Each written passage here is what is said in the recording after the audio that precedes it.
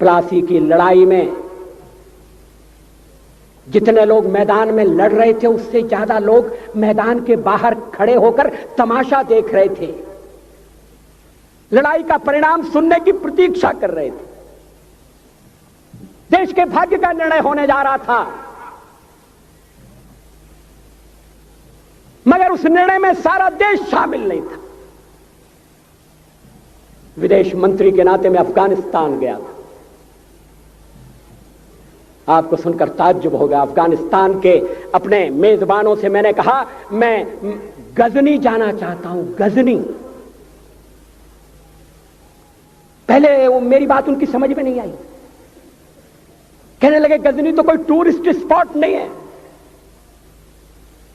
गजनी में कोई 5 star hotel नहीं है, गजनी में आप जाकर क्या करेंगे, गजनी में आप जाकर क्या देखेंगे। मैं उन्हें पूरी बात नहीं बता सकता था। मेरे हृदय में कहीं गजनी कांटे की तरह से चुभ रहा है। जब से मैंने गजनी से आए एक लुटेरे की कथा पढ़ी है और किशोरावस्था में पढ़ी है, मैं देखना चाहता था वो गजनी कैसा है। आपको सुनकर ताज्जुब होगा, महमूद गजनी का अफगानिस्तान के इतिहास में कोई स्थान नहीं है।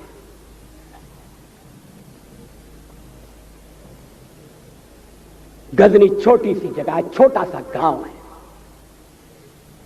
कल्पना करिए, सैकड़ों साल पहले वहां धूल उड़ती थी, झोपड़ियां थी, मगर एक लुटेरा लुटेरों को इकट्ठा करता हुआ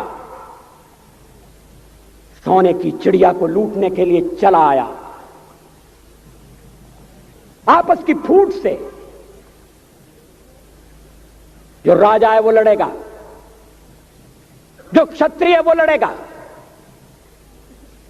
हमने समाज के बहुत बड़े वर्ग को लड़ने के अधिकार से वंचित कर दिया।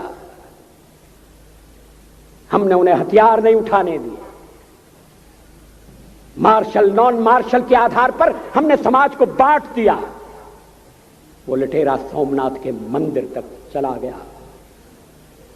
पुजारी देखते रहे। मंदिर की पूजा भक्तों को करना पड़ती है। मंदिर तो एक प्रेरणा का केंद्र है। मैं देशपांडे जी की तरह से नास्तिक नहीं हूं, मगर उनकी नास्तिकता में भी जो आस्तिकता है मैं उसका आदर करता हूं, उसका सम्मान करता हूं। वो जिस आत्मविश्वास से नास्तिक होने की बात कहते हैं, तो मैं उनसे कहना चाहता हूं वो सचमुच में नास्तिक नहीं है। जिसकी आस्तिकता है, जिसका विश्वास है, वो नास्तिक कैसे हो सकता है? विश्वास किसमें है यह बड़ी बात नहीं है, विश्वास है या नहीं। हमने समाज के बहुत से बड़े वर्ग को विश्वासहीन बना दिया।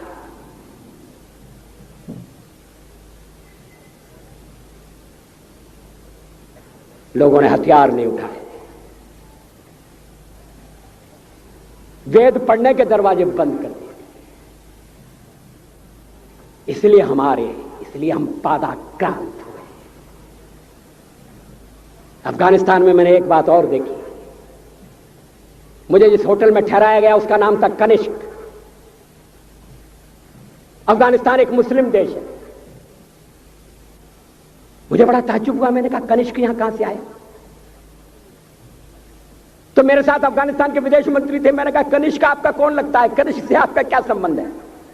कहने लगे कनिष्क हमारा पूर्वज है, कनिष्क हमारा पुरखा है। He was one of our forefathers।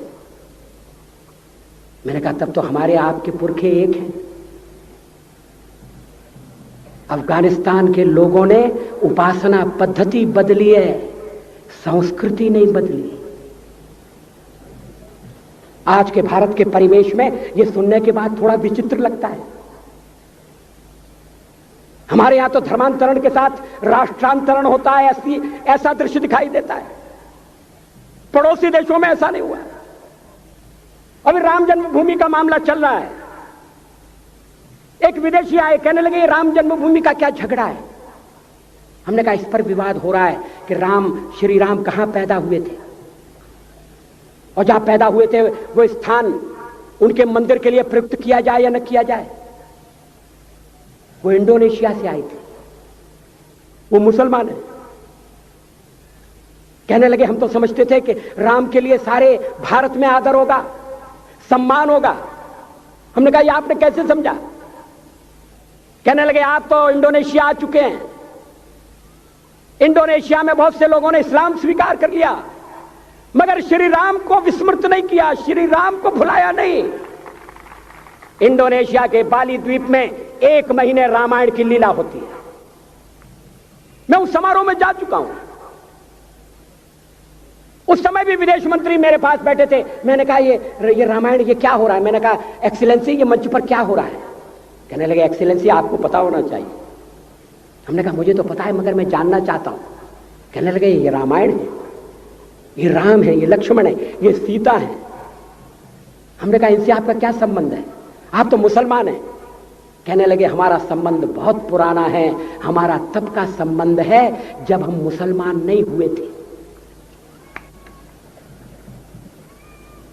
Thailand की राजधानी अयोध्या कही जाती है। थाईलैंड के राजा को आज भी राम कहा जाता है। सावरकर जी ने हिंदू राष्ट्र की बात की, हिम्मत के साथ। बुनियादी तौर पर भारत हिंदू राष्ट्र है।